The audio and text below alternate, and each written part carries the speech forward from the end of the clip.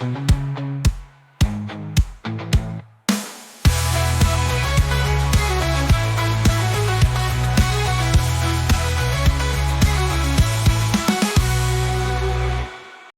lead, they did one of those hot lead activities.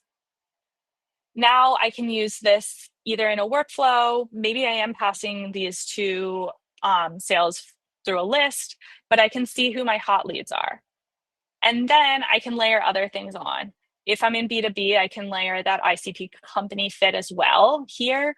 Or maybe I say for it's between 1 and 9, or maybe even 5 and 9. So they meet some of our contact ICP criteria, but they also took a really good activity. Those are people we also want to send to sales, but maybe we need some more. We need some more data on who they are as a person.